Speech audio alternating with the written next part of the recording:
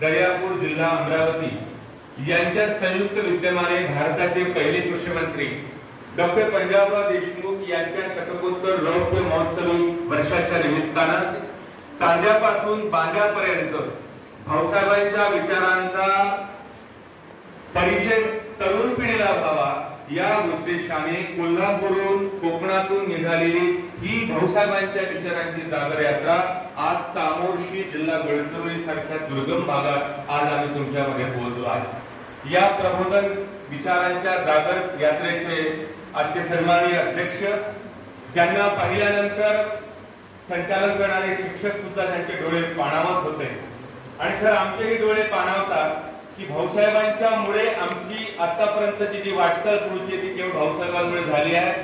अशा भाऊसाहेबांच्या विचारांचा परिस्पर्श ज्यांना लाभला, जे भाऊसाहेबांच्या स्थापन केलेल्या कृषी महाविद्यालयाचे पहिले विद्यार्थी होते, ते आदरणीय आपल्या संस्थेचे सहसचिव माननीय जी.व्ही. बांदले साहेब, त्याचप्रमाणे या कार्यक्रमासाठी हा कार्यक्रम पुढे नेण्यासाठी ज्यांनी पुढाकार घेतला ते कनिष्ठ महाविद्यालय दर्यापूरचे प्राचार्य माननीय मनोज देशमुख सर, शिक्षक प्रतिनिधी Shri Anil Bhatsakade sir, Shri Kale sir, Shri Kisad sir, doctor Ambedkar sir आणि या कार्यक्रमासाठी सगळ्यांनी त्यांनी सहकार्य केलं ते सर्व शिक्षक, त्यांचे सहकारी बंधू आणि माझ्या सगळ्या सळसळत्या रक्ताच्या जिवंत हृदयाच्या आणि माझ्या शाबूत डोक्याच्या तरुण मित्रांनो आणि मैत्रिणींनो, मला अतिशय आनंद झाला की या ठिकाणी जेव्हा बांदले साहेबांशी माझा संवाद झाला, त्यांचं वय 84 असं मला वाटलंच नाही, त्यांचं वय मला जास्तीत जास्त 65च्या आत वाटलं। मला वाटतं आपल्या या सभागृहामध्ये मनानं सर्वात तरुण असणारा माणूस जर कोण असेल तर बांदले साहेब असं मला वाटतं। म्हणून बांदले साहेब श्रद्धे बाबा आमचे असं म्हणायचे, मी बाबा आमटेच्या चळवळीतला या सोमनाथ प्रकल्पातला 92चा विद्यार्थी आहे 12वीचा आणि त्या श्रमसंस्कार छावणीमध्ये हजारो तरुण मुली तिथे शिबिराला यायचे मे महिन्यामध्ये आणि श्रद्धे बाबा आमटे आम्हाला पहाटे 5:30 वाजता आम्ही त्याच्या समोर उभे राहायचो आणि श्रद्धे बाबा आणि श्रद्धे साधनाताई आमच्या समोर गाणं म्हणायचे, गीत म्हणायचे, इन दिलों में ये उमंग है हम नया जहां बनाएंगे, जिंदगी का दौरा आज से हम दोस्तों को सिखाएंगे असं म्हणत बाबा आम्हाला वेगवेगळ्या घोषणा द्यायला लावायचे।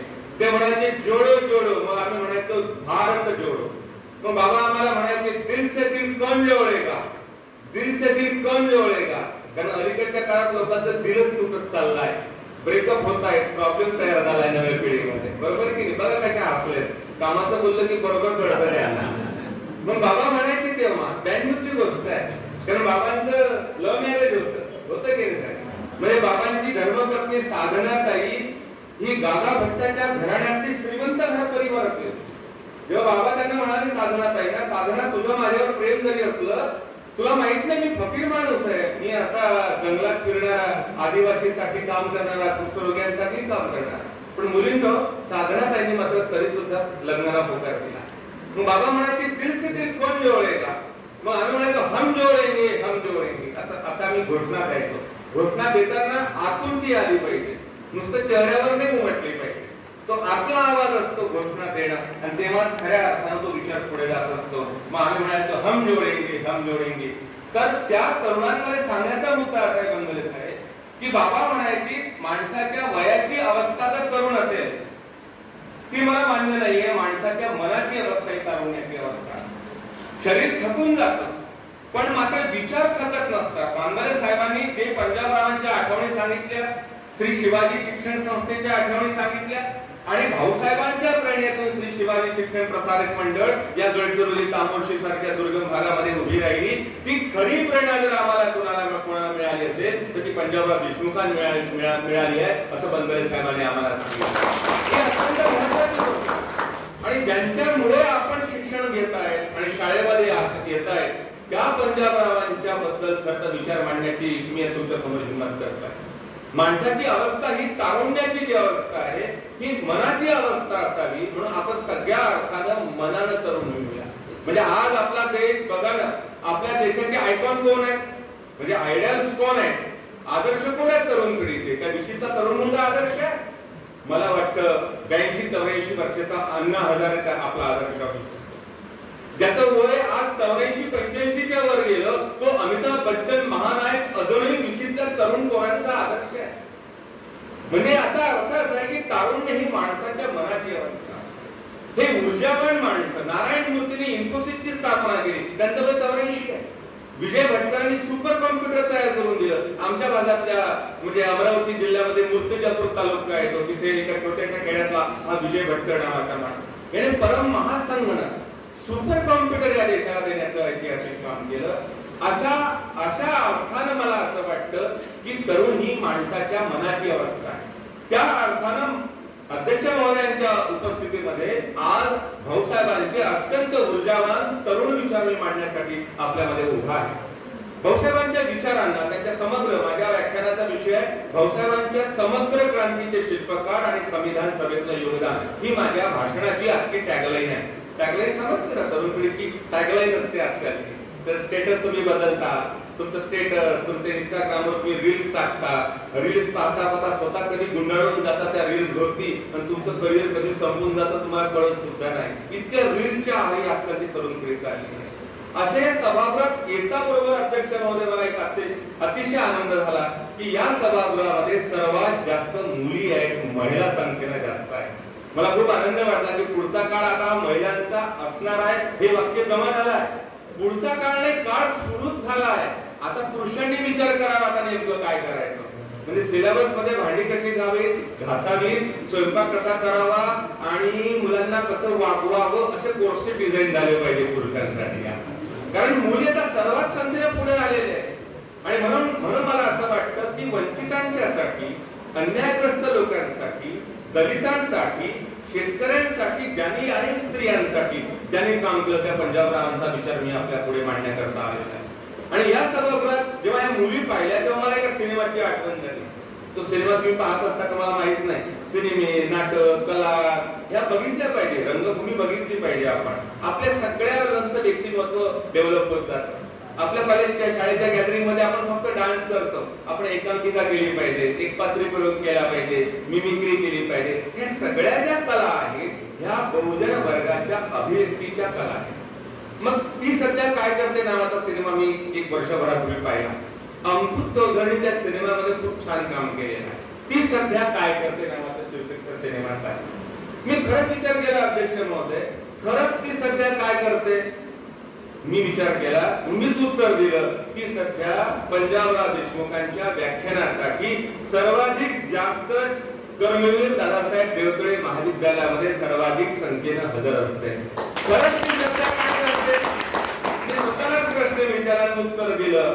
ती सगळ्या कला प्रकारांमध्ये आणि सगळ्या गोल्ड मेडल शिक्षणातलं घेण्यासाठी सर्वात जास्त पुढे असते. पुन्हा तिसरा प्रश्न स्वतःलाच केला, खरंच ती सध्या काय करते. ज्या ऑलिम्पिक मध्ये कुस्ती सारख्या प्रकारामध्ये पुरुषार्थ दाखवायचा असतो, त्या कुस्ती प्रकारामध्ये स्त्री मात्र गोल्ड मेडल मिळवते. ते सध्या हे करते. हे सिनेमाच्या काढायचं काम पडलं अध्यक्ष मध्ये तुम्हाला तर एक सिनेमा काढला पाहिजे. तो सध्या काय करतो नावाचा सिनेमा.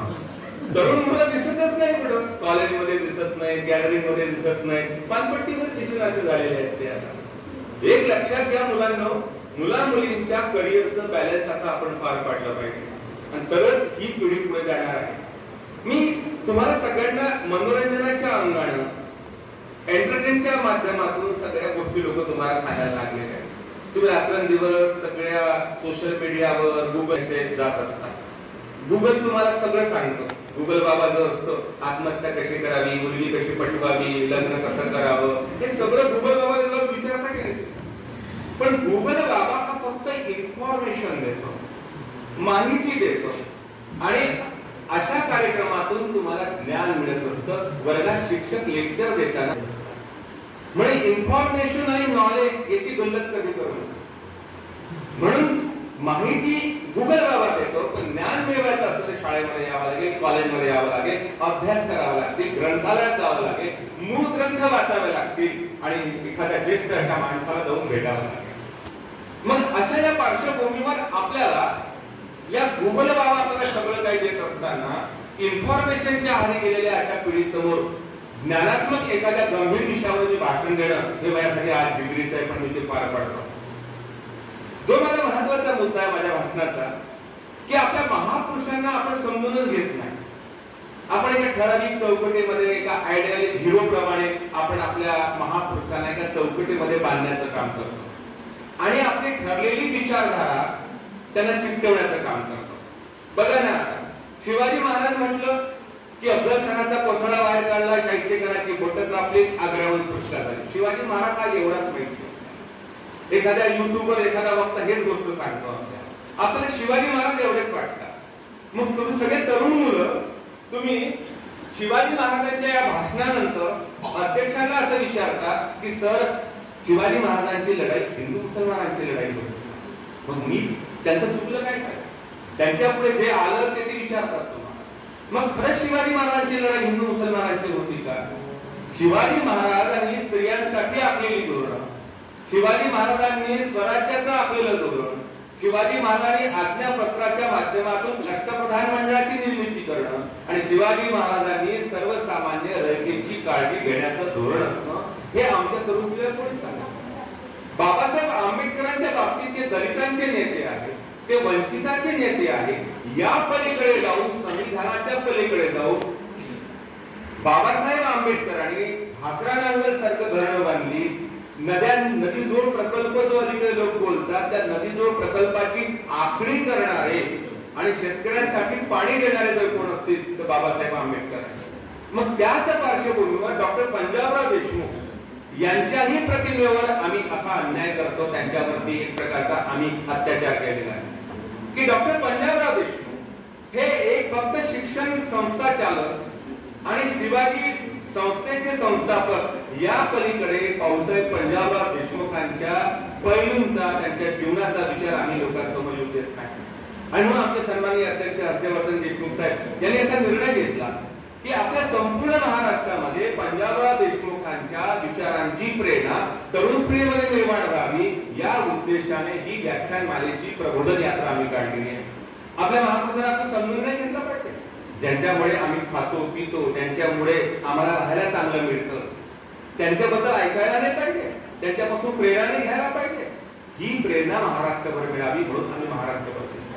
आता पंजाबराव भाऊसाहेब उपाख्य देशमुख ही मोठी व्यक्ती आहे, एक सुप्रसिद्ध वक्ते, अभ्यासक. ते असं म्हणतात की महापुरुषांना समजून जर घ्यायचं असेल तर महापुरुषांच्या कॉलेज लाईफ मधल्या त्यांच्या विशीतल्या आपल्या ज्या जीवन प्रवासाचा अभ्यास आपण केला पाहिजे, त्यांच्या प्रेरणांचा आपण अभ्यास केला पाहिजे. मला सांगा, तुमच्या माझ्या आयुष्यामध्ये प्रत्येकाला काहीतरी प्रेरणा मिळते की नाही? ती प्रेरणा मिळते म्हणून आमचं आयुष्य उभं राहतं. मग कोणत्या प्रेरणा आहेत? माझ्या विद्यार्थी दशेमध्ये श्रद्धे बाबा आमटे आणि साधनाताई ह्या माझ्या मुख्य प्रेरणा होत्या. छत्रपती शिवाजी महाराज ही मुख्य प्रेरणा भाऊसाहेब पंजाबराव देशमुखांची होती आणि दुसरी प्रेरणा होती जगद्गुरु तुकाराम महाराज. मग काय प्रेरणा मिळाली भाऊसाहेबांना? शिवाजी महाराजांनी स्वराज्याच्या विचारांचं जे प्रगटीकरण केलं आणि लोकशाहीचा विचार या देशाला दिला, ही मुख्य प्रेरणा पंजाबराव देशमुखांची विशिष्ट आपली होती.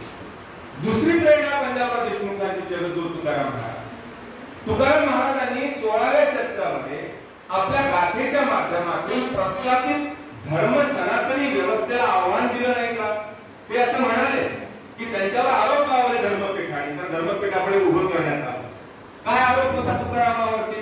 की तू कुणबी असताना सुद्धा अभंग म्हणतो, कुणबी असताना सुद्धा तू कीर्तन करतो आणि कुणबी असताना सुद्धा तू प्रवचन कीर्तन करून शिष्यांचा संप्रदाय राखतो. हे आरोप तुकारामावर केले होते.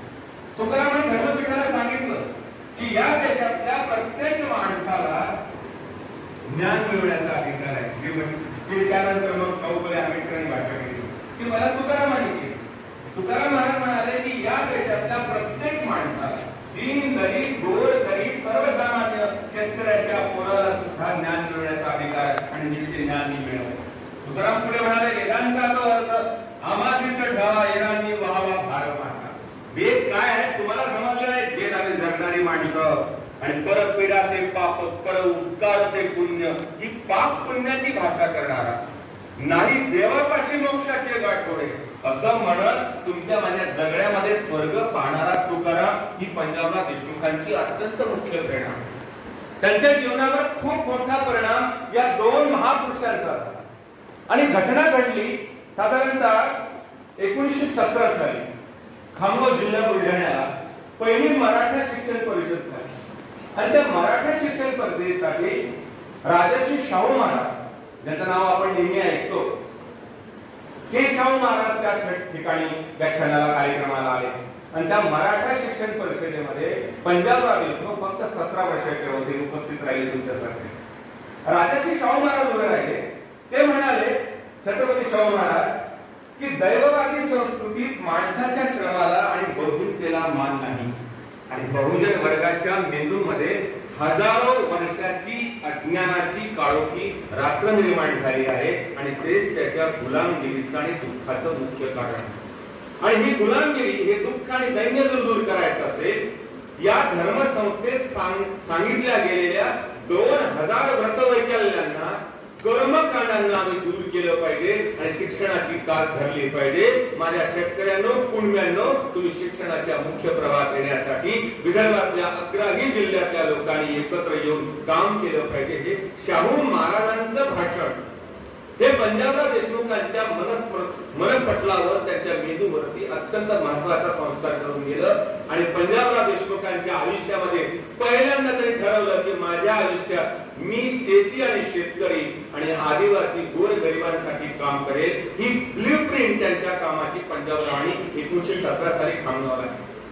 लक्षात घ्या, हेच वय आहे करिअर उभं करण्याचं. या वयात तुम्ही कॅरेक्टर बिल्डिंग उभी करता आणि करिअर बिल्डिंग उभी करत असता. मुलांना याच वयात तुमच्या मनामध्ये पॅशन निर्माण होत असतं आणि याच वयात तुम्ही मिशन तयार करत असता आणि मग तुमचं करिअरची उभारणी होत असते.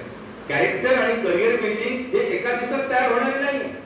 पंजाबरावांच्या मनात हाच विचार आला की शेती आणि शेतकरी या देशाचा अत्यंत महत्वाचा आत्मा आहे. आणि शेतीच्या संदर्भामध्ये जे काही आजच्या काळामध्ये जे काही धोरणं आखल्या गेलेली आहेत, त्या धोरणांच्या बद्दल मी बोलणारच आहे. पण 100 वर्षापूर्वी दूरदृष्टीनं शेतकऱ्यांच्या विकासाचा जाहीरनामा 14 कलमी कार्यक्रम पंजाबराव देशमुखांनी आपल्या अमरावतीच्या मित्राला 18-19 वर्षाचा असताना ऑक्सफर्ड विद्यापीठातून पाठवला होता. मग त्यांच्या आयुष्याचं काय ध्येय मानलं होतं की ऑक्सफर्ड विद्यापीठातून MA संस्कृत आणि PhD करताना त्यांच्या मनामध्ये शेती आणि शेतकरी आणि शेतकऱ्यांचे पोरं शिक्षणाच्या मुख्य प्रवाहात आले पाहिजे, ही त्यांच्या मनातली महत्वाची भूमिका. सर म्हणाले की बाबासाहेबांनी, भाऊसाहेबांनी काय केली, कृषी क्रांती केली. पण त्या कृषी क्रांतीच्या आधी भाऊसाहेब पंजाबराव देशमुखांनी समाज क्रांती केली. लक्षात घ्या, क्रांती म्हणजे नुसतं हात उगारून घोषणा देणं म्हणजे क्रांती नसते. क्रांती म्हणजे मुलींनो व्यवस्था परिवर्तन, क्रांती म्हणजे मूल्य परिवर्तन आणि क्रांती म्हणजे स्वतःपासून सुरुवात करणं. छत्रपती शिवाजी राजांनी स्वराज्य उभं करण्यासाठी स्वतःपासून सुरुवात केली. तेव्हा मावळ्यांना एकत्र आणलं आणि तेव्हा स्वराज्य उभं राहिलं. तीच सुरुवात पंजाबराव देशमुखांनी केली की 80-90 वर्षापूर्वी मुलींनो ऑक्सफर्ड विद्यापीठामध्ये शिक्षण घेत असताना 14 कलमी कार्यक्रम तयार केला पंजाबरावांनी. मी दावा करतो 85 वर्षाचे ज्येष्ठ अध्यक्ष उपस्थित आहेत या ठिकाणी, काळ त्यांनी पाहिलेला आहे. भाऊसाहेब, पंजाबराव देशमुखांचा 14 कलमी कार्यक्रम आजच्याही शासनानं जर लागू केला ना तर शेतकऱ्यांच्या विदर्भातल्या आत्महत्या थांबतील आणि शेतकऱ्यांचे सगळे प्रॉब्लेम सॉल्व्ह होतील. कोणताही आयोग बसवण्याची गरज नाही आणि कोणत्या अभ्यास गटावर खर्च करण्याची गरज नाही. काय म्हणाले पंजाबराव त्या 14 कलमी कार्यक्रमामध्ये? 14 कलमी कार्यक्रमात पंजाबराव असं म्हणाले की या देशातल्या शेतकऱ्यांच्या मुलांना मोफत शिक्षण मिळालं पाहिजे. हे 85 वर्षापूर्वी पंजाबरावांनी केलेलं चिंतन आहे. सरकारी नोकरीमध्ये 80% जागा मिळायला पाहिजे. कृषी प्रक्रिया उद्योग उभारले पाहिजे. धान तुम्ही पेरता, तुम्ही त्या तांदळावरती प्रोसेसिंग करणारे कारखाने तुम्ही तयार करू शकले का?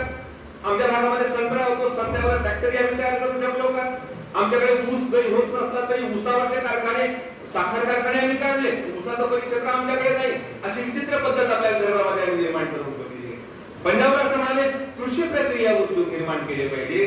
शेतकऱ्यांची बँक निर्माण केली पाहिजे आणि देवस्थान बिलावर मी बोलणार आहे त्या देवस्थान बिलाच्या संबंधीची मांडणी पंजाबरावांनी करताना शेतकऱ्यांना कर्जमुक्तीची, शेतकरी प्रशिक्षण, शेतीसाठी टेक्नॉलॉजी, शिक्षणातून समृद्धी आणि बालक आणि गर्भवती आणि शेतमजुराचं कुपोषण थांबवणं या सगळ्या विषयावरचा 14 कलमी कार्यक्रम पंजाबराव देशमुखांनी फक्त वयाचे 19व्या वर्षी ऑक्सफर्ड विद्यापीठातून आपल्या मित्राला पाठवले. मी विचार करतो की पी साईनाथ नावाचा पत्रकार म्हणतो की विदर्भाची भूमी ही शेतकऱ्यांची दफनभूमी आहे.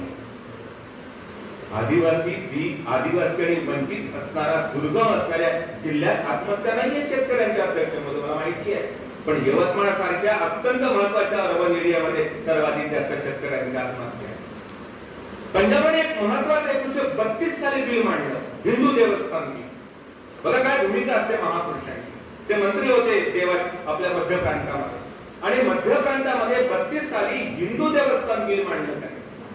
त्या बिलामध्ये काय म्हटलं होतं पंजाबरावांनी की या देशातल्या फक्त हिंदू धर्मातल्या नाही, या देशातल्या सर्व धर्मांच्या प्रार्थना स्थळामधला, मंदिरातला, मशिदीमधला, चर्च मधला, पेटीतला, दान पेटीतला पैसा हा गोरगरिबासाठी शिक्षणासाठी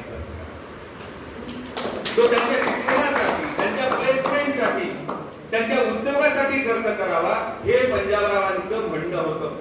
आणि हे बिल सादर करताना पंजाबराव पुढे असं म्हणाले, लोक शिक्षणावर खर्च केला पाहिजे, आरोग्यावर खर्च केला पाहिजे आणि गोरगरिबांच्या शिक्षणासाठी खर्च केला पाहिजे. हे 32 साली हिंदू देवस्थान विधेयक पंजाबरावांनी मध्य प्रांताच्या वराड प्रांतामध्ये मांडलं. ज्याच्यासाठी पंजाबराव लढत होते त्याच लोकांनी ते बिल हाणून पाडलं आणि साहेब आजही ते बिल आम्ही बाहेर काढण्याची हिंमत आमच्यामध्ये नाही आणि त्यावर अंमलबजावणी करण्याची आम्हाला इच्छा होत नाही. मी तुम्हाला विचारतो, पंजाबराव असं म्हणतात की या देशातले नेते म्हणत जे काही म्हणत पंजाबराव म्हणतात की 80-90 वर्षापूर्वी पंजाबरावांनी केलेल्या विचारांचा आम्ही विचार कधी केलेला नाहीये म्हणून आज आमच्यावर अशी अवस्था झाली. पंजाबराव म्हणतात की या देशातली मंदिरं, या देशातली धर्मस्थळं, या देशातले सगळे प्रार्थना स्थळ सर्वसामान्य माणसाच्या आर्थिक शोषणाचे, मानसिक गुलामगिरीची लक्षणं असणारी ही स्थळ आहे. आणि आज पद्मनाभनच्या एका मंदिरामध्ये केरळमधल्या मुलींना 6 लाख कोटी रुपयाचं गोल्ड सोनं आहे. 6 लाख कोटी रुपये हा एका मंदिराचा हिशोब मी सांगितला. आणि आज तुमच्या दुर्गम भागामध्ये 5-10 वर्षापूर्वी विकास व्हायला सुरुवात झाली. आझादी का अमृत महोत्सव हम मनाते हुए तुमच्या भागात विकासाचा सूर्य फक्त 10 वर्षापूर्वी उगवला. काल परवापर्यंत आर पाटला सारखा एखादा कार्यकर्ता मंत्री जेव्हा गडचिरोलीमध्ये सांगलीहून इथे येतो आणि तुम्हाला विकासाचा विचार तुम्हाला समजावून सांगतो, मग आपल्या विदर्भातल्या नेत्यांचा आम्ही काय करायचं का लोणचं घालायचं आम्ही त्यांचं? हा विचार आमच्या मनात कधी नाही आला. पंजाबराव म्हणाले की हे म्हणजे तुळजापूरची जी तुळजाभवानी आहे जिला अख्खा महाराष्ट्र दैवत मानतो, त्या तुळजाभवानीच्या मंदिरात जर तुम्ही गेला असाल त्याच्या अवतीभोवती असणारं वातावरण तुम्ही बघितलं किती अस्वच्छ आहे, किती घाण आहे, किती कर्मकांड आहे, किती प्रकारचे विधी त्या ठिकाणी माझ्या लाडक्या बहिणी करतात, माझ्या आया भगिनी करतात. और त्या दानपेटीमध्ये पैसा तर जातोच, पण शिवाजी महाराजांच्या मोगलांच्या काळापासून, औरंगजेबापासून, शहाजहान पासूनच्या वेगवेगळ्या शहांनी दिलेले दागिने जे तुळजाभवानीला दान केलेले आहे ते सुद्धा गायब आहे, त्याचा हिशोब लागत नाही. पंढरपूरच्या विठोबाला जो तो येतो जमीन दान देऊन टाकतो. 10,000 एकरच्या जमिनीचा सातबारा लोकांनी वैयक्तिक नावावर लिहून घेतला आणि जमीन खाऊन टाकली आहे विठ्ठलाची. हा या देशामध्ये धार्मिकतेच्या नावाखाली चाललेला धुमाकूळ आणि एकीकडे हा वर्ग मात्र नोकऱ्यांसाठी, शिक्षणासाठी पे करतोय. पंजाबरावांचं हे स्वप्न होतं. पंजाबराव म्हणाले की शेती आणि शेतकरी आणि शेतकऱ्याचा मुलगा हे त्यांचं अत्यंत महत्वाचं ध्येय होतं. मग हा जाहीरनामा जर आम्ही आज अंमल जर केला तर शेतकऱ्यांचे सगळे प्रश्न सुटू शकतात. म्हणून पंजाबराव या अर्थानं पंजाबरावांनी शेतीच्या संदर्भातलं केलेलं काम आणि ही जेव्हा ते 1916 मध्ये साधारणतः 17 मध्ये ते शिकायला गेले ऑक्सफर्ड विद्यापीठामध्ये, पंजाबरावांनी विचार केला की खरंच शेतकऱ्याचं, बहुजन वर्गाचा प्रॉब्लेम काय आहे, का बरं असा अडाणी आहे तो, का बरं असा? मग त्याच्या लक्षात आलं की धर्माने आपल्या मानगुटीवर 18 पगड जातीच्या लोकांच्या जातीच्या मनावरती जे कर्मकांड लागून ठेवलेले असते ते दुःखाचं मुख्य कारण. 12व्या शतकामध्ये जेव्हा देवगिरीच्या किल्ल्यावर अल्लाउद्दीन खिलजीने हल्ला करतो आणि या देशामध्ये प्रगाढ हिंदूंचं साम्राज्य असणारं देवगिरीचं साम्राज्य कोसळून जातं आणि दौलताबादचा किल्ला तयार होतो आणि शाह्यांची वेगवेगळ्या शाह्या या देशात होतात आणि 600-700 वर्षापर्यंत आम्ही गुलामीत चाललो. का बरं? कारण रामदेवराय नावाचा जो राजा होता देवगिरीचा, त्याचा प्रधानमंत्री होता हेमाद्री पंडित. आणि त्या हेमाद्री पंडितांनी चतुर्वर्ग चिंतामणी नावाचा ग्रंथ लिहिला होता. त्या चतुर्वर्ग चिंतामणी ग्रंथामध्ये 2000 कर्मकांड सांगितले होते. म्हणजे आज 41 कोटी लोकांनी आंघोळ केली गंगेमध्ये कुंभमेळ्यामध्ये, त्याची पापं धुतली? हे काही मस्त प्रश्न आहे, हा मस्त सोपं प्रकरण आहे. ठीक आहे, पापं करायची, एक डुबकी मारायची, सर आलो मी, आय एम ओके. अरे वा, क्या बात आहे. मी तुम्हाला विचारतो तरुण पोरांनो, तुम्ही कधी या अँगलने विचार करत का की या देशामध्ये त्या कुंभमेळ्यात येणाऱ्या सगळ्या साधूंना मी प्रश्न केला नव्हता. 1971 साली वंदनीय राष्ट्रसंतांनी प्रश्न केला होता, अखिल भारतीय साधू संमेलनामध्ये केला. तुम्ही या देशाच्या कॉन्ट्रिब्युशन मध्ये, ऐक्यामध्ये, एकात्मतेमध्ये तुमचं काय योगदान आहे? काय योगदान आहे साधूंचं? मला मी तुम्हाला विचारतो. यांनी शिक्षण संस्था स्थापन केली, यांचा योगदान आहे. शेतीचे उद्योग आणले, त्यांचा योगदान आहे. साधूंचं काय योगदान आहे? जे स्वतःला तथाकथित साधू समजतात. पंजाबराव म्हणाले की या देशामधल्या धर्मसंस्थेने समाजाला, सर्वसामान्य माणसाला गुलाम करून टाकलाय. पहिल्यांदा ती क्रांती आपण केली पाहिजे. म्हणून पंजाबराव छत्रपती शाहू फुले आंबेडकरांचे वैचारिक वारसदार आहेत. शाहूंनी, फुलेंनी ती भाषा केली होती की देव माणसाचा निर्माता नाही, माणूस देवाचा निर्माता आहे. म्हणून देव महत्वाचा नाही, माणूस महत्वाचा आहे. कारण देवाचा बाप माणूस आहे. ही भूमिका जी फुल्यांची आहे, ती भूमिका घेऊन पंजाबराव देशमुख पुढे गेले. जेव्हा त्यांनी सांगितले कर्मकांड सगळ्या बाजूला ठेवा आणि कर्म सिद्धांतावर पंजाबरावांनी भर दिला. त्यासाठी आम्ही संस्कृत केलं. ऑक्सफोर्ड कुठे गेले? एडिनबरो विद्यापीठामध्ये केलं. का बरं केलं आम्ही संस्कृत? अध्यक्ष महोदय, कारण सगळे धर्मग्रंथ कोणत्या भाषेमध्ये होते? आपले संस्कृत भाषेमध्ये. ती वाचता यावी म्हणून आम्ही संस्कृत केलं. आणि पंजाबरावांनी पीएचडी साठी विषय घेतला, धर्माचा वैदिक साहित्यातील उगम आणि विकास. सगळ्या वैदिक परंपरा, सगळ्या ऋचा, सगळे पुराण, सगळे धर्मग्रंथ, रामायण, महाभारत, या सगळ्या धर्मग्रंथाचा अभ्यास केल्यानंतर पंजाबरावांना ऑक्सफोर्ड विद्यापीठाने डॉक्टर ऑफ फिलॉसॉफीची डिग्री दिली. आणि मग पंजाबरावांनी या प्रबंधामध्ये जे अत्यंत महत्वाचे सिद्धांत मांडलेले आहेत, निष्कर्ष मांडलेले आहेत, ते निष्कर्ष असे आहेत की पंजाबराव म्हणतात रूढीग्रस्त, पुरोहितग्रस्त, पारलौकिक जोखडाखाली अमिष आणि स्वप्न धर्माच्या सत्तेसाठी राजकारणात भेसळ करीत सत्तेसाठी समाजाचा ध्रुवीकरण करणाऱ्या प्रवृत्तीचा मी निषेध करतो असं पंजाबराव याच्यामध्ये म्हटलं. आज काय चाललंय? आज काय चाललंय? लाडक्या योजनेच्या नावाखाली माझ्या आया बहिणींना त्या योजनेखाली आणायचं, अमिषाला बळी आपण पडायचं आणि चुकीचं सरकार या देशाला निवडून देण्याचं काम करायचं. आणि काल परवा त्या योजनेतून 5 लाख माझ्या आया बहिणींना वगळण्याची घोषणा सरकारने केली. हा सगळा निवडणुकी जुमला आहे. माझ्या तरुण मुलींनो, माझ्या बहिणींनो, हे आपल्याला कधी समजणार नाही. आम्ही काय करतोय? साध्या 1500 रुपया करता आम्ही आमचं इमान विकायचं, उद्याचं भविष्य आम्ही संपवून टाकायचं. हा विचार पंजाबरावांनी त्या प्रबंधामध्ये मांडलेला आहे. पंजाबराव पुढे म्हणतात की तलवार विसरा, भूतकाळ सुद्धा विसरा आणि जातीभेद पेरा आणि सेवाभाव धरा. ही पंजाबरावांची अत्यंत महत्वाची भूमिका आहे. पंजाबरावांनी आणखी दुसऱ्या महत्वाच्या मुद्द्यावर फोकस केला. ज्या आणि जातीपातीमध्ये विभागलेला होते, म्हणजे पाटील आहे, देशमुख आहे, मी कुणबी आहे, तो तेली आहे, तो कोळी आहे, कोस्ती आहे. म्हणजे कधी नव्हे ते 21व्या शतकाकडे वाटचाल करताना त्या प्रचंड आम्ही जातीनिष्ठ झालेलो. जातीचं, धर्माचं नाव काढलं की आम्हाला भावनिक टेन्शन येतं की नाही? मग पंजाबराव असं म्हणाले की अहो, आपली जात मराठी जात असू शकतात. मग जात असती तर पंजाबराव म्हणतात जनगण मन राष्ट्रगीतामध्ये मराठा शब्द आला असता. पंजाबराव पुढे विचारतात की मराठा ही जर जात असती तर या देशाच्या सीमेवर लढणारे मराठा बटालियन डिफेन्स मिनिस्टरने अजून काय ठेवलं असतं का? मराठा पंजाबराव म्हणाले मराठा ही जात नाही, मराठा हा प्रदेशवाचक शब्द आहे. मी 15 दिवसापूर्वी पंजाबमध्ये गेलो. मला तिथल्या लोकांनी काही विचारलं. ते म्हणाले आप कहां से आए हो? म्हणजे भाई महाराष्ट्र से आए. आप कौन है बोले. मी त्याला असं सांगणार आहे का मैं केली हूं, तांबोळी हूं, कोष्टी हूं. मैंने कहा मैं मराठा हूं और महाराष्ट्र से आया हूं. तो काय म्हणला अध्यक्ष महोदय, आप वही मराठा हो जो मरता नहीं वो मारता है. छाती काढून म्हणलं वही मराठा. पंजाबराव म्हणाले मराठा म्हणजे शेतकरी. आपण सगळे कुणबी आहोत. जो बी पेरतो, धान पेरतो की नाही, जो बी पेरतो तो शेतकरी, तो कुणबी. आपण सगळे कुणबी आहोत. आताच बघा बोलताना 2-3 शिक्षक मला म्हणाले सर आपण सगळे शेतकरीच आहोत. खरंच आहोत आपण सगळे शेतकरी. आतापर्यंत नोकऱ्या लागल्या आपल्या. भाऊसाहेबांनी कुणबी या शब्दाची व्याख्या करताना आपण 18 पगड जातीच्या लोकांनी काय असलं पाहिजे, कुणबी असलं पाहिजे. आपण सगळे बहुजन वर्ग आहोत आणि या बहुजन वर्गाने या कर्मकांडाच्या बाहेर आलो. म्हणजे अंत्यसंस्कार शेवटचा संस्कार आहे की नाही, अंत्य म्हणजे शेवटचा संस्कार. मग मेल्यानंतर ओली क्रिया, साधी क्रिया, तेरवं, दसवं, वर्ष श्राद्ध, पितृमोक्ष, अमावस्या ही कर्मकांड आपल्या घरामध्ये किती परंपरेने आम्ही जोपासली आहे. आम्हाला काल एक नवीनच प्रथा माहित पडली तुमच्या भागामध्ये की मेल्यानंतरही तिसऱ्या दिवशी मटण भात करावा लागतो, 5व्या दिवशी मटण भात, 13वीलाही मटण भात.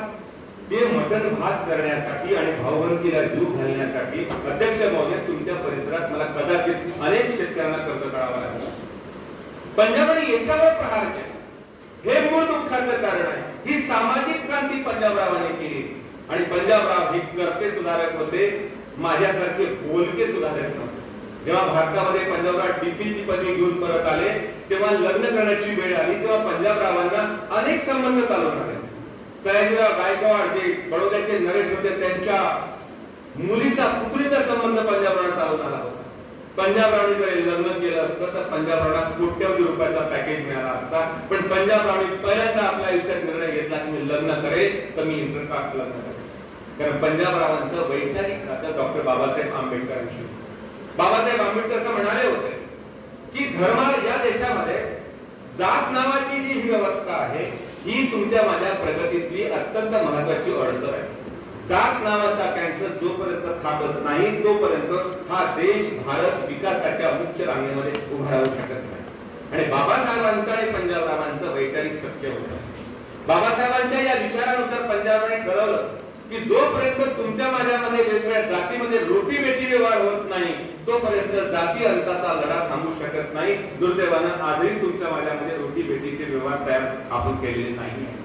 मग पंजाबरावांनी पहिल्यांदा आपल्या विदर्भामधलं पहिलं इंटरकास्ट मॅरेज केलं आणि विमलाबाई वैद्य या सवर्ण जातीच्या होत्या त्यांच्याशी लग्न केलं मुंबई मुक्कामी प्रार्थना समाज पद्धतीने अवघ्या 5 रुपयामध्ये. आणि पंजाबरावांनी हे लग्न केल्यानंतर त्या मध्यस्थी जर कोण होतं तर बाळासाहेब ठाकरेंचे वडील प्रबोधनदार ठाकरे हे त्यांच्या मध्यस्थी होते. हे लग्न केल्यानंतर पंजाबराव 1926 मध्ये मुंबईला परत आले, अमरावतीला परत आले. अमरावतीला परत आल्यानंतर मग त्याच वेळी स्पृश्य हे जे भेदाभेद सुरू होते. बाबासाहेब आंबेडकरांची मंदिर प्रवेशाची चळवळ सुरू झाली होती. मग भाऊसाहेबांनी काय निर्णय घ्यावा. भाऊसाहेबांनी आपल्या लग्नाच्या प्रत्यर्थ राजकमल चौकामध्ये सिटी कोतवाली नावाचा एरिया आजही आहे तिथे रिसेप्शन द्यायचं ठरवलं.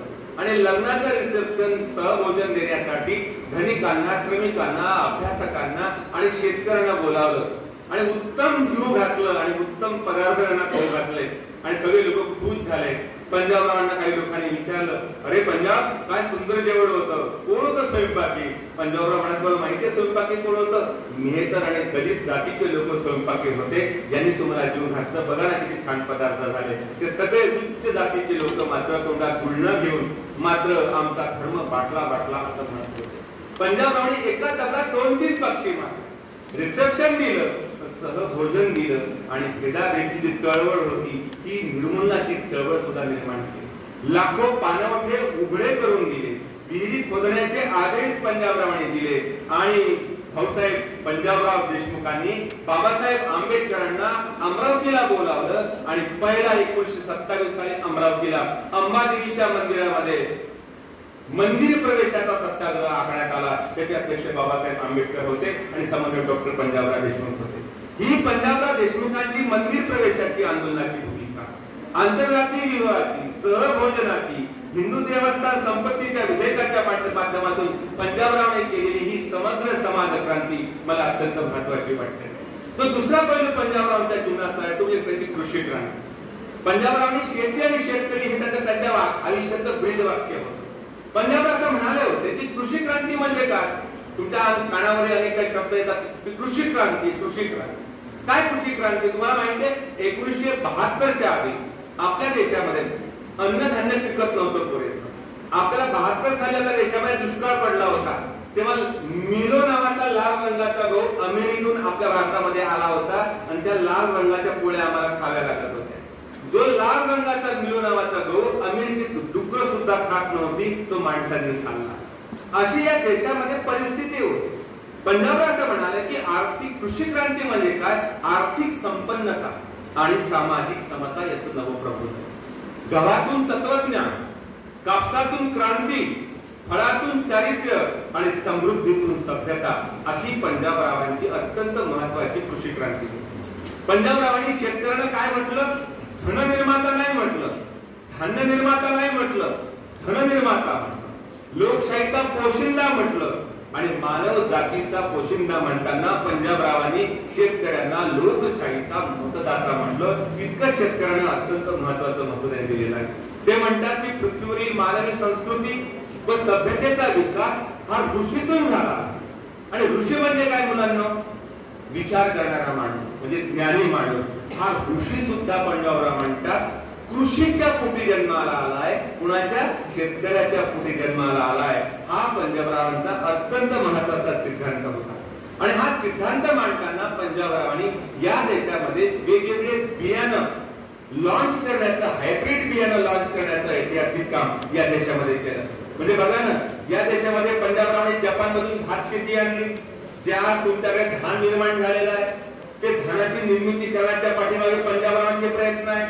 मी कोकणामध्ये गेलो, दापोली कृषी विद्यापीठात उभा राहिलो तेव्हा त्या लोकांना सांगितलं की कोकणामध्ये जे मत्स्यबीज आज आहे, मासे उत्पादन आहे, त्या मासे उत्पादनाचं बीज मात्र पंजाबरावांनी नॉर्वे आणि स्वीडन देशामधून आणलं. कोबीचं वाण आणलं आणि फुलगोबीचं वाण आणलं आणि गव्हाचं वाण पंजाबरावांनी मेक्सिकोचा डॉक्टर नॉर्मन बोरलॉग नावाचा एक महत्वाचा शास्त्रज्ञ होऊन गेला. त्याला गुगलवर तुम्हाला सर्च करता येईल. त्यांनी 16 वर्ष एका हायब्रिड बियाण्यावरती संकरित जातीवर अभ्यास केला आणि संकर ब्रेबर 14 नावाची जात शोधून काढली.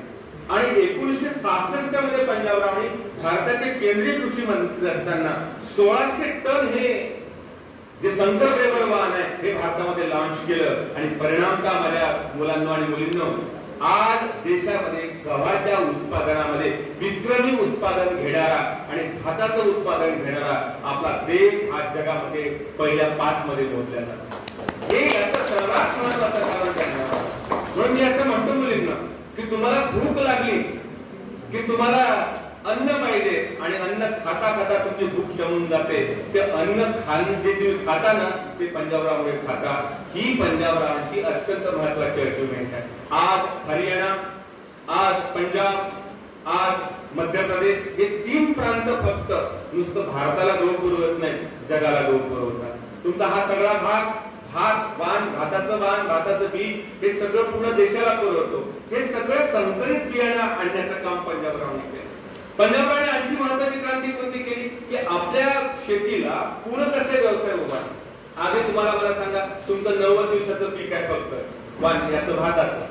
90 दिवसानंतर त्या भातामध्ये त्या शेतीमध्ये काय पिकतं? तुमच्या काहीच पिकत नाही. त्याची शेती मोकळीच असते. मग त्या शेतीला सपोर्टिंग काहीतरी लागते की नाही, काही व्यवसाय लागतील. पंजाबरावांनी गाई, म्हशी, कोंबडी, बकरी यांना काम मिळून म्हटलं 100 वर्षापूर्वी.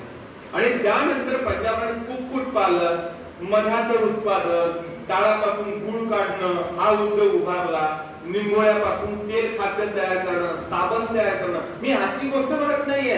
90 वर्षापूर्वी या माणसाने, या महापुरुषांनी हे सगळे उद्योग उभारण्यासाठी प्रयत्न केले आणि भारत कृषक समाजाची स्थापना करून सगळ्या देशातल्या शेतकऱ्यांना पहिल्यांदा संघटित करण्याचं अत्यंत महत्वाचं काम केलं. आणि हे काम करताना पंजाबरावांचं ही जी कृषी क्रांती आहे हे केवळ देशापुरती मर्यादित राहिले नाही, जगाच्या विचारपीठावर पंजाबरावांनी नेमून ठेवली. म्हणजे साधारणतः 1959 साली दिल्लीला पंजाबरावांनी, माझ्या लाडक्या बहिणींनो, पंजाबरावांनी तेव्हा 90 दिवसाचं एक इंटरनॅशनल एक्झिबिशन घेतलं. कशाचं? शेतीच्या संदर्भात. आता तुमच्या भागामध्ये सुद्धा काही ते जिल्हा कृषी संमेलन होत असते. पंजाबरावांनी तेव्हा घेतलं. आणि सर तेव्हा मोरारजी देसाई सारख्या एका माणसाने पंजाबरावांना, तर त्याला खूप राग यायचा, काही वैयक्तिक असो राग असायचा त्यांना.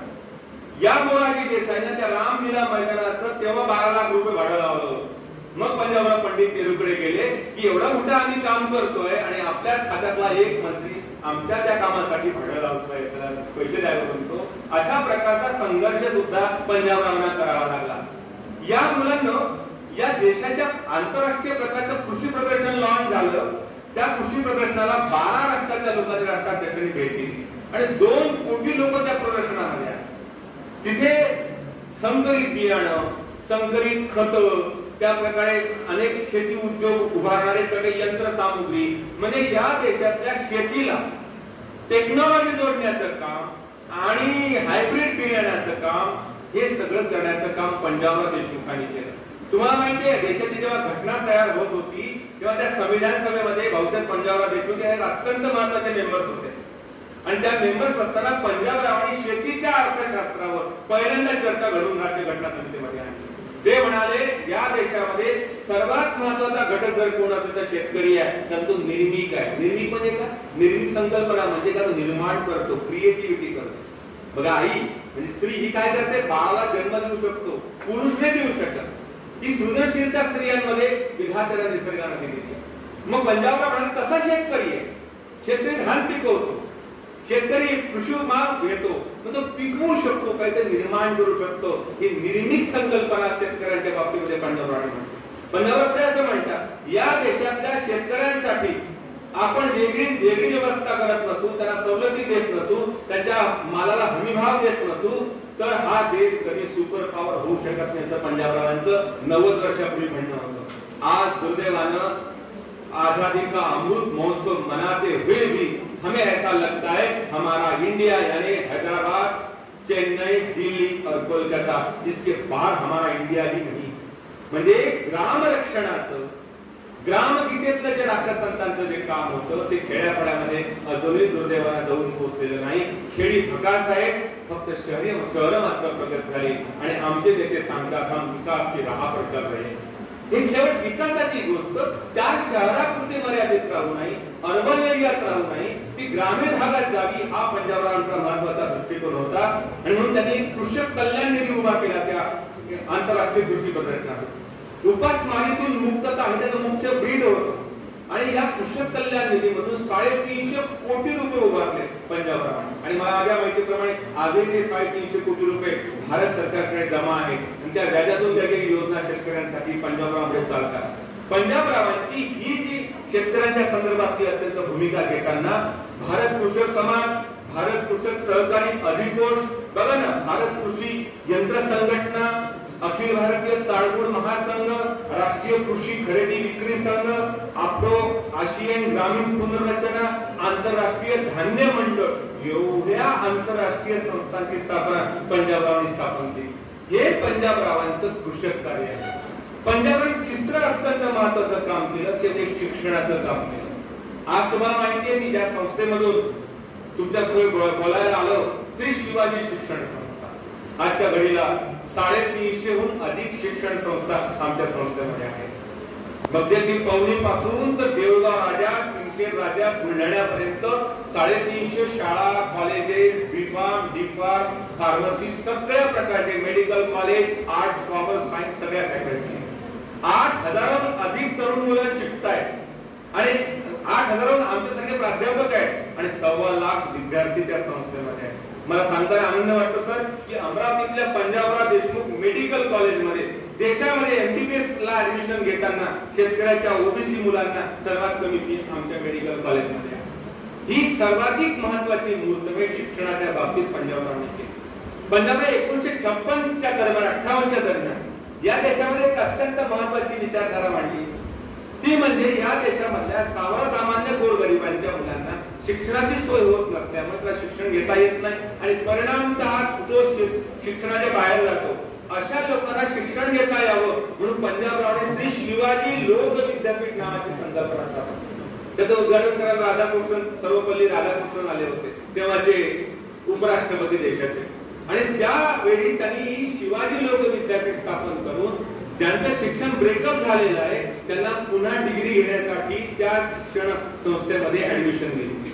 म्हणजे आज जे तुम्ही यशवंतराव चव्हाण महाराष्ट्र मुक्त विद्यापीठ, इंदिरा गांधी मुक्त विद्यापीठ, या सगळ्या ओपन युनिव्हर्सिटीच्या संकल्पना ह्या तुमच्या माझ्या नाहीये, त्या पंजाबराव देशमुखांचे आहेत. अध्यक्ष महोदय, खरं तर या संस्थांना नाव भाऊसाहेबांचं पाहिजे.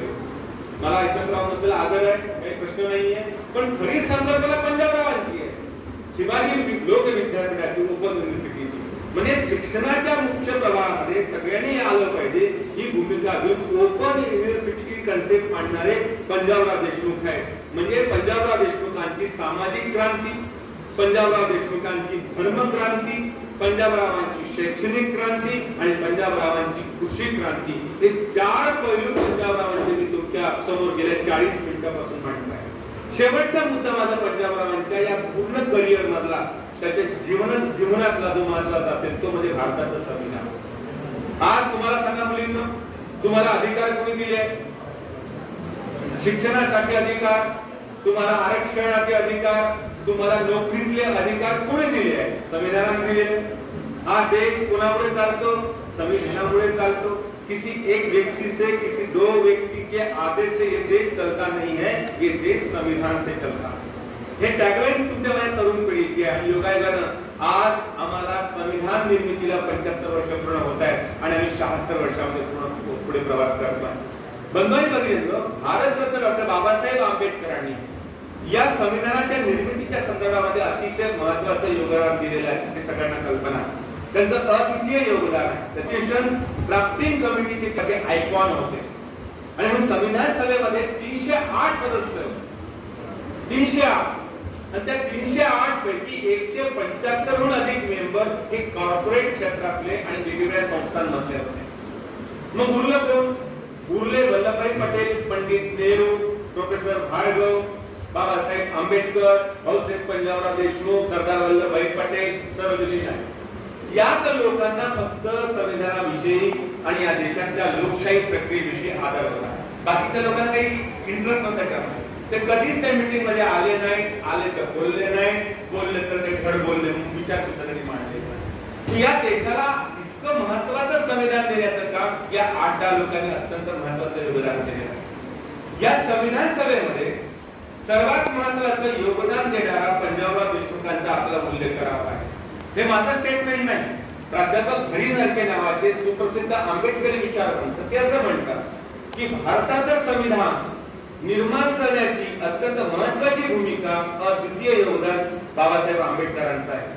पण मात्र मला बाबासाहेब आंबेडकरांनंतर पुढचं नाव जर कोणी मला विचारलं तर मी पंजाबराव देशमुखांचं. तेव्हा मुलींनो 2 वर्ष 9 महिने 8 महिने जवळपास आपल्या संविधान निर्मितीसाठी लागला आणि 500 डिबेट झाले. म्हणजे 500 विषयावर चर्चा हाऊस मध्ये, ज्याचे तुम्ही आज पडत टाकताय सगळे लोक. आणि त्यामुळे 350 डिबेट झाल्या. त्या 350 डिबेट्स मध्ये पंजाबराव देशमुखांनी आपला सहभाग नोंदवलेला आहे. आणि त्याचे सगळे इंग्रजीतले ते हाऊस मधली भाषणं तुमच्या गुगलवर उपलब्ध आहे. तुम्ही बघत ते तो भाग वेगळा की पंजाबराव काय म्हणणार. म्हणजे पंजाबरावांचं संविधान सभेतलं योगदान करताना पंजाबराव देशमुखांनी या मसुदा समितीचे अध्यक्ष बाबासाहेब असताना साधारण 9 डिसेंबर 1946 ते 26 नोव्हेंबर 1949 या दरम्यान त्यांनी काम केलं. जेव्हा या संविधान सभेचं अध्यक्षपद हे बाबासाहेब आंबेडकरांना देण्यात यावं असं पंडित नेहरूंनी काँग्रेसच्या खासदारासमोर हा ठराव मांडला, असं डायरीमध्ये पंडित नेहरू लिहितात. ते असं म्हणतात, जेव्हा मी हा ठराव मांडला तेव्हा काँग्रेसच्या सगळ्या खासदारांनी बाबासाहेबांना विरोध केला. पण मात्र या सगळ्या खासदारांमध्ये एकच खासदार जो अत्यंत विद्वान होता, व्यासंगी होता, त्याला कायद्याविषयी जाणीव होती आणि सर्वात महत्त्वाची गोष्ट तो सामाजिक न्यायाचा आणि वंचितांना न्याय देणारा माणूस होता, त्याचं नाव डॉक्टर पंजाबराव देशमुख. किती महत्त्वाचं योगदान, किती महत्त्वाचा उल्लेख पंडित. आणि सातत्याने दिल्लीत आल्यानंतर तुम्ही बाबासाहेबांना घटना समितीचं अध्यक्षपद देण्यात यावं हा आग्रह करणारे पंजाबराव देशमुख आहे, असं पंडित नेहरू आपल्या डायरीमध्ये लिहितात. आणि या संदर्भातला संदर्भ श्रीपाद सबनीस नावाचे मोठे विचारवंतांनी आपल्या लेखामध्ये मांडलेला. पंडित नेहरूंच्या या घटना समितीवरती शेतीचं अर्थशास्त्र आणि कुटुंबांचे अधिकार, शेतकऱ्यांचे अधिकार या संबंधीची संहिता तयार करण्याच्या संबंधीचं काम पंजाबराव देशमुखांनी महत्वाचं केलं. आणि सर्वात महत्वाची गोष्ट म्हणजे पंजाबरावांनी या घटना समितीमध्ये या देशातल्या शेती आणि शेतकऱ्यांसाठी भारत स्वतंत्र झाल्यानंतर एखादं केंद्रीय स्तरावरचं कृषी मंत्रालय असावं हा आग्रह करणारे पंजाबराव देशमुख आहे. म्हणून या देशाला केंद्रीय कृषी मंत्रालय पद भाऊसाहेबांकडे मिळालं. आणि या पंजाबराव देशमुखांच्या या घटना समितीमध्ये 350 डिबेट झाले. आणि त्या डिबेट्स मध्ये काही महत्वाच्या डिबेटची मी चर्चा करतो, माझं भाषण संपवतो. कारण मला माहिती आहे आजकालच्या नवीन पिढीला खूप ऐकण्याची अशी त्याचा कानच तयार नाहीये. एखाद्या गंभीर विषयावर चर्चा करावी, एखादं प्रबोधनात्मक भाषण ऐकावं, एखादा आपल्या मनाला स्पर्श होईल, प्रेरणा मिळेल असं काही ऐकावं, यावर तुमचा विश्वासच नाही उरलेला. तुमचा आहे पण काही लोकांचा नाही राहिलेला. त्याला लगेच कुजबुज करायला सुरुवात करतात. कारण आम्ही तुमचे कान तयार नाही करू शकतो, श्रवण कौशल्य तुमचं विकसित करू शकलो नाही. तुम्ही आई बाबाची सर्व गोष्टी ऐकत का आमचं पूर्ण ऐकणार. मग अशा वेळी तुम्ही इतके वेळा ऐकताय त्याबद्दल मला खूप आनंद आहे. तुमच्याबद्दल आदर तर नाही पण आनंद वाटतो तुमच्याबद्दल. पण पुढचे 10-15 मिनिटं कळ काढा. मी थोडं कठीण बोलतोय पण महत्वाचं बोलतोय. आज जरी समजत नसलं तरी पुन्हा कधीतरी तुम्हाला आठवेल 5-10 वर्षांना की एक वक्ता आला होता आणि त्यांनी असं म्हटलं होतं आणि पंजाबरावांचे विचार आम्हाला सांगितले. पुढे जातो. पंजाबराव असं म्हणाले की या देशातल्या सर्वसामान्य माणसांचा विचार करताना पंजाबरावांनी काही महत्वाच्या विधेयकावर चर्चा केली. मी सगळं पुराव्याशी बोलतोय. महाराष्ट्रावर मला बोलण्याचा प्रसंग येतोय. आपण पुराव्याशी बोललो पाहिजे. संविधान सभेमध्ये पंजाबरावांच्या समोर 350 डिबेट झाले. त्या डिबेट्स मध्ये पहिलं डिबेट झाली की या देशामध्ये नागरिक कोणाला करा. काही लोक म्हणाले की जो या देशात जन्माला येईल त्याला भारतीय नागरिक देऊन टाका. पंजाबराव म्हणाले असं करू नका. उद्या एखादा फॉरेनचा जोडतो आपल्या भारतामध्ये आलं आणि दुसऱ्या दिवसाला मुलबाड झालं ते का भारतीय असावं का? 5 वर्ष निदान या देशामध्ये अधिवास त्याचा असला पाहिजे. आज आपल्या देशामध्ये रोहिंग्या आहे, आज आपल्या देशात बांगलादेशी आहे. हे बघा आपल्या भारतामध्ये अवैध राहत आहे आणि अवैध कारवाया करतायत. त्यांना हाकून लावावं लागतं त्या देशातल्या लोकांना. म्हणून पंजाबरावांनी राष्ट्रीयत्व देण्यासंबंधीची चर्चा घडवून आणली. पंजाबरावांनी कलम 87 जेव्हा राष्ट्रपती देशाच्या संसदेचं सत्र सुरू होतं, अभिभाषण करतात, त्यावर ते चर्चा कशी करावी या संदर्भातली चर्चा पंजाबरावांनी घडवून आणली. तिसरं कॉलम कार्यपालिका आणि न्यायपालिका अलग करणं, कलम 50. भारताचं संविधान असं एकमेव जगाच्या पाठीवरचं संविधान आहे की या देशामध्ये स्वतंत्र न्यायालय आहे. सुप्रीम कोर्ट, हायकोर्टाला, स्वतंत्र न्याय व्यवस्थेला या देशामध्ये आपल्या भारत सरकारला हात लावता येत नाही. या देशातल्या निवडणूक आयोगाला सुद्धा हात लावता येत नाही. पण अलीकडच्या काळात या दोन्ही स्वतंत्र संस्था या देशातली काही सरकार आपल्या पायाखाली घेत आहेत. हे दुर्दैवाची गोष्ट आहे आणि पिढीला काही कळत नाही. कारण पिढी 24 तास सोशल मीडियावर आली गेलेली आहे. आजकाल ते तरुण पोरं रात्रभर स्टेटस बदलतात आणि स्टेटस कोणी लाईक केलं नाही म्हणून डिप्रेशन मध्ये जातात, लगेच सुसाईड करून टाकतात. काय तो म्हणे मला कोणी लाईकच केलं नाही. वा रे वा क्या बात. म्हणजे आजकालची तरुण पिढी मला कळतच नाही अध्यक्ष मध्ये. मग तुझे देखकर मेरे मन में एक ख्याल आता है. शायरी करायला लागले. तुझे देखकर मेरे मन में एक ख्याल आता है.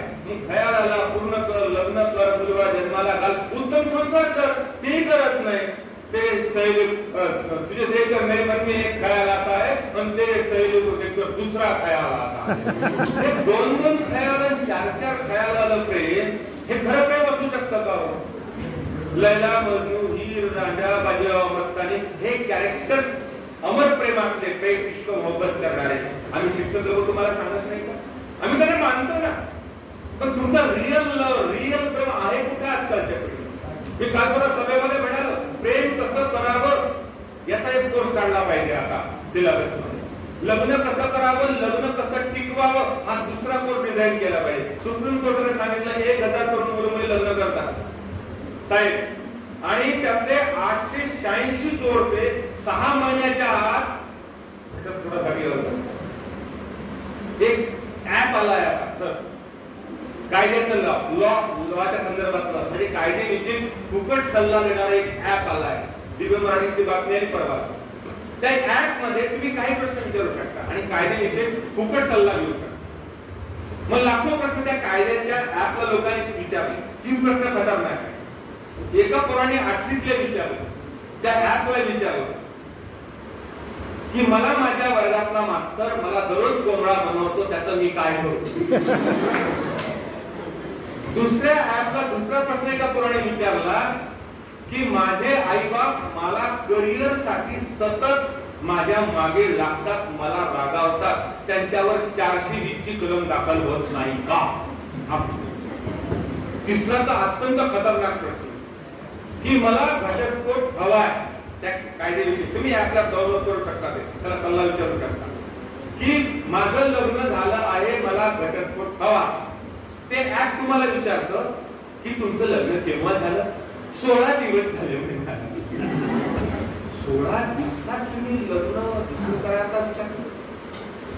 या देशाची संस्कृती, कुटुंब व्यवस्था, समाज व्यवस्था ही कुठे चालली आहे. काय करतोय आम्ही शिक्षक लोकांनी, सगळी तरुण पिढी ही निरक्षर पिढी निर्माण करतोय. आणि या देशामध्ये शिक्षणावर खर्च 6% व्हावा असं संविधानामध्ये म्हटलेलं आहे. आणि आपलं भारत सरकार आणि महाराष्ट्र शासन शिक्षणावरचा खर्च 3.5% वरून 2.5% आज घेऊन आले. किती लोकांना माहिती. तुमच्यासाठी लढावं तर तुम्हाला तर काही देणे. मग काय करा. मराठवाड्यात गेलो साहेब, मराठवाड्यात प्रचंड भ्रष्टाचार, सामूहिक भ्रष्टाचार, सगळ्या लोकांचं अडाणीपण, तिथली अस्वच्छता, या गोष्टीचं पाहून मला वाटतं की आम्ही दुरुस्त होतील मला माहिती. मग या संविधानाने सांगितलेल्या गोष्टी सुद्धा, म्हणजे डी.एन. शेषन नावाचा 1989 साली भारतीय निवडणूक आयोगाचा जो आयुक्त होता, त्यांनी वळण लागलं निवडणूक आयोगाला. तो व्यथित मनाने म्हणावेसे वाटते की या भाषांतरित पुस्तकामध्ये म्हणतो, या देशात निवडणुका कशासाठी होतात माहिती आहे. गरीब म्हणजे स्त्रियांना लुगडी, पुरुषांना दारू, बायका लहान मुलांना खाऊ, या देशात यासाठी निवडणुका होतात. तो पुढे म्हणतो, बिहार मधलं एक केंद्र निवडणुकीचं सकाळी 7 वाजलेले आणि 7 वाजून 5 मिनिटांनी डी.एन. शेषन म्हणतो 100% मतदान झाल्याचं मला फॅक्स प्राप्त होतो. या देशातल्या हा निवडणुकीत उरला. पंजाबराव म्हणाले की या देशातल्या कार्यपालिका, न्यायपालिका हे स्वतंत्र असाव्या. आणि दुर्दैवाने या देशाच्या सुप्रीम कोर्टाच्या जजच्या, मुख्य न्यायमूर्तीच्या घरी कुणीतरी गणपतीची आरती करायला देशाचा प्रमुख जातो आणि सगळ्या लोकांना ते पाहावंसं वाटतं. याला काय म्हणा. ही देशाची न्याय व्यवस्था आहे. पंजाबरावांनी त्यावरती भाष्य केलं. मी आजच्या वास्तवाला धरून हा विचार मांडतो की संसद सदस्यांचे अधिकार काय असतात, घटनेची भाषा कशी असावी. असं पंजाबराव म्हणाले की तुमच्या माझ्या बघा मोठमोठे गुन्हेगार, अदानी, अंबानी हे सगळे मोठमोठे गुन्हेगार आहेत. हे पूर्ण कोकण खाऊन टाकलाय त्यांनी एसीझेडच्या नावाखाली. उद्या परवा तुमच्याकडे सुधारायला आहे. चंद्रपूर जिल्ह्यामध्ये थैमान घालताय. हे सगळे उद्योगपती सगळे काळे धंदे करतायत आणि 1 लाखच्या जमिनी सगळ्या खशात घालतायत आणि सर्वसामान्य माणसं फक्त हवा, पाणी, अन्न यासाठी संघर्ष करतात. पंजाबराव म्हणाले की आम्हाला का बरं, की आमचे कायद्याची भाषा, आमचे कायदे संदिग्ध आहेत. पंजाबराव म्हणाले भारताची जातीय घटना याची कायद्याची भाषा कशी आहे, संदिग्ध आहे. त्यात किंतु, परंतु, तथापि, साहित्य हे शब्द होते. पंजाबराव म्हणाले हे पहिला शब्द काढून टाकले पाहिजे. हे पक्ष 78 शब्दांचं होतं, एक 72 शब्दांचं होतं, एक 86 शब्दांचं होतं. हे सगळे शब्द मोठमोठी वाक्य पंजाबरावने काढून सर्वसामान्य माणसाला ही घटना कळली पाहिजे यासाठी पंजाबरावने आग्रह धरला. राष्ट्रध्वज कोणता असावा, हिंदी राष्ट्रभाषा असावी की नसावी, शेतकरी हितरक्षणाचं विधेयक कोणतं असावं, हरित क्रांतीची त्रिसूत्री काय असावी, विश्वस्त संकल्पना काय असावी, या संबंधाचं विवेचन पंजाबरावांनी घटना समिती समोर या 350 डिबेट मध्ये केलेलं आहे. इतकं महत्वाचं योगदान पंजाबरावांचं आहे. म्हणजे अध्यक्ष महोदय या संस्थेचे विश्वस्त आहे, ते मालक नाहीये. जी गांधींनी संकल्पना मांडली की सार्वजनिक संस्थांचे आपण मालक नसतो, आपण विश्वस्त असतो. ही विश्वस्ताची संकल्पना जेव्हा ड्राफ्ट करायची होती तेव्हा पंजाबरावांनी सहकार्य केलेलं आहे. आणि म्हणून जेव्हा 2 वर्ष 9 महिने झाले आणि त्यानंतर या भारताचं संविधान जे जगाला आदर्श असं असणारं संविधान आहे, जे बाबासाहेब आंबेडकरांनी राजेंद्र बाबूंना सुपूर्द केलं आणि ते सुपूर्द करण्याचा जो समारोपीय कार्यक्रम होता त्यामध्ये भाषण करताना पंजाबराव देशमुखांच्या संबंधामध्ये बाबासाहेब आंबेडकर असं म्हणतात की माझ्या या घटना समितीमध्ये अनेक सदस्य होते पण या घटना समितीमध्ये अनेक विधेयकावर चर्चा करताना शेतकऱ्यांच्या हिताचं रक्षण करणाऱ्या, दलितांच्या, वंचितांच्या, मजुरांच्या प्रश्नांच्या संदर्भात न्याय देण्यासंबंधीची भूमिका घेणारा आणि विधेयकावर मला पाठिंबा देणारा या माझ्या सभागृहातला, माझ्या राज्यघटना समितीतला एकमेव अत्यंत महत्वाचा सदस्य जर कोण असेल तर पंजाबराव देशमुख आहे. पंजाबराव देशमुख या घटना समितीमध्ये जर नसते तर ही घटना समिती मुक्या बहरांची राहिली असती. अशा प्रकारचा उल्लेख करून बाबासाहेब आंबेडकरांनी पंजाबराव देशमुखांच्या घटना समितीतल्या कामाबद्दलचा एक अत्यंत महत्वाचा उल्लेख आपल्या समोर केलेला आहे. म्हणजे पंजाबरावांनी घटना समितीमध्ये केलेलं त्यांचं काम समाज क्रांती करताना, धर्मक्रांती करताना, कृषी क्रांती करताना या सगळ्या 5 क्रांतीचे पैलू गेल्या 50 मिनिटांमध्ये ही सगळी मांडणी मी यासाठी करतोय की तरुण पिढी ही सगळी विचार करेल.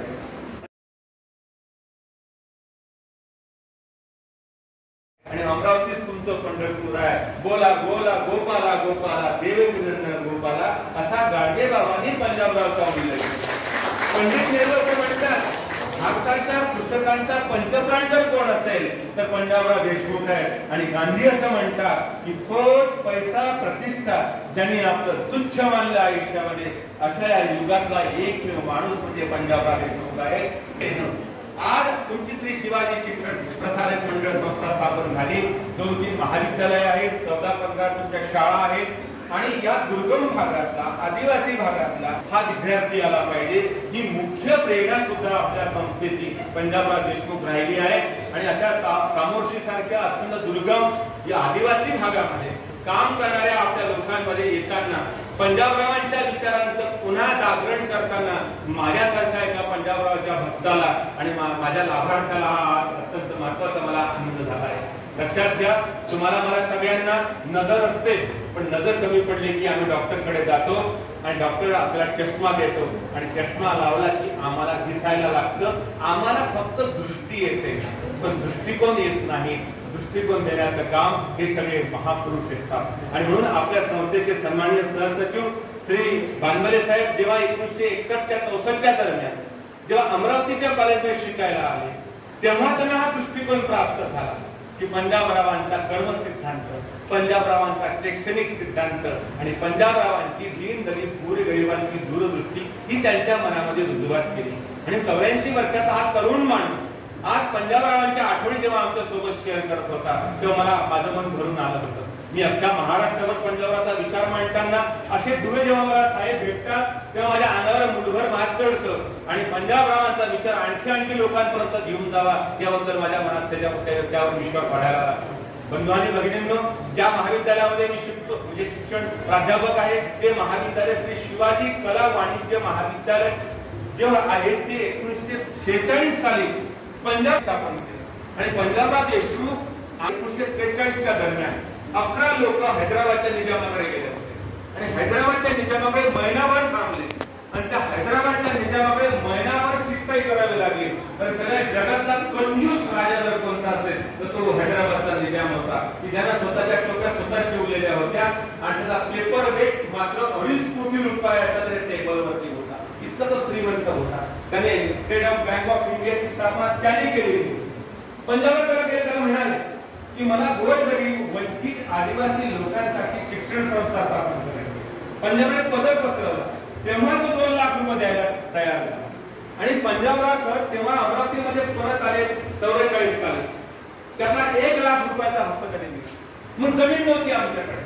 मग मोर्शी रोड पंचवटीला तुम्ही शिक्षण घेतलं तेव्हा सर ग्रीनफील्ड नावाचा इंग्रज अधिकारी जो बेरा प्रांताचा चीफ होता त्याच्याकडून 18 एकर जमीन संपादित केली.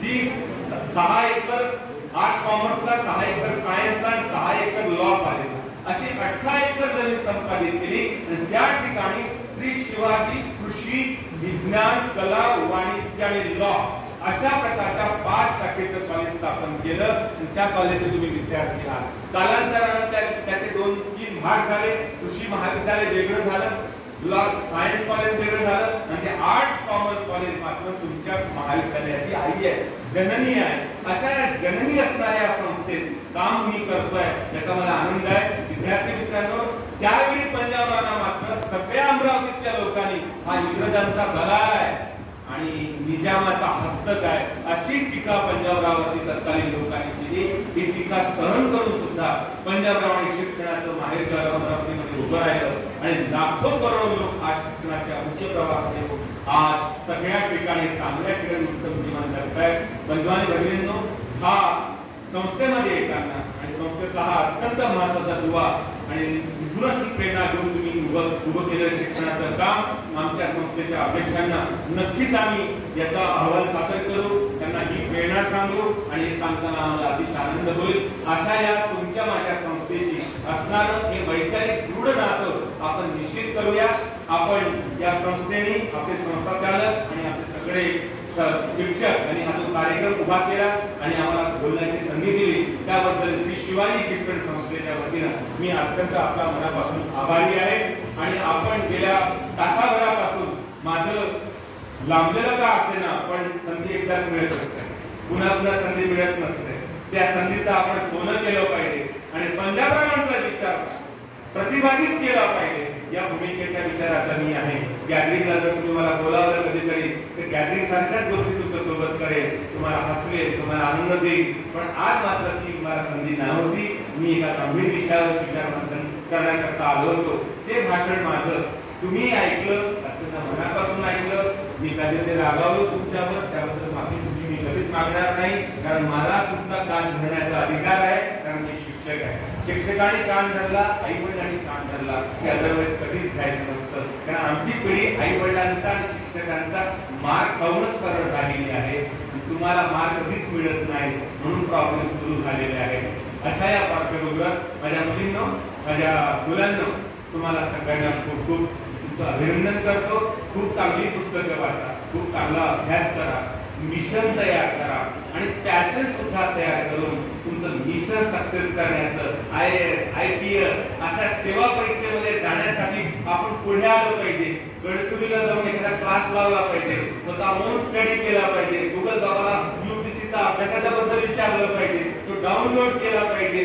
नारायण मूर्तींनी कसं IT पार्क उभं केलं ते बघितलं पाहिजे, है की नाही? या सगळ्या गोष्टी पाहताना किती आनंद मिळतो आपल्याला. छान छान पुस्तकं वाचली पाहिजे. शिवाजी महाराजांच्या अभ्यास पुस्तक करून लागणार आहे का? नाही. तर शिवाजी महाराजांचं स्वराज्य काय होतं? गळकोट किल्ले होते. त्या किल्ल्यावर गेलं पाहिजे. मी स्वतः किल्ल्यावर जाणारा 30 वर्षापासूनचा एक भटक्या माणूस आहे. तुम्ही रायगडावर गेले की मला माहित नाही, पण रायगडावर गेलं पाहिजे.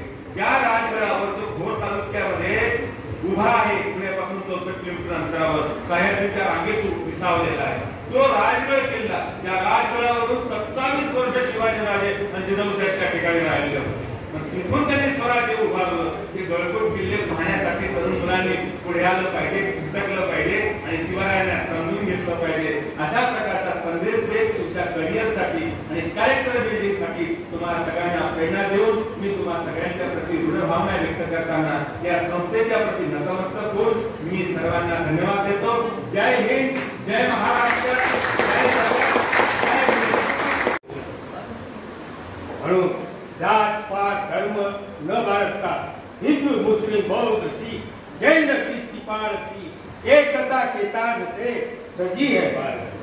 आणि म्हणून तेव्हा तुम्ही एक व्हा, मनाची पुन्हार मानला आणि असे थोर महात्मे होऊन गेलेले त्यांच्या जीवनाचा अभ्यास करून आपल्यात आत्मसात करा आणि या देशाचे श्रेष्ठ नागरिक बना आणि देशाला उच्च स्थानावर नेऊन पोहोचवा अशी मी आजच्या प्रसंगी आपल्यापासून अपेक्षा करतो आणि माझी दोन शब्द पण जय हिंद.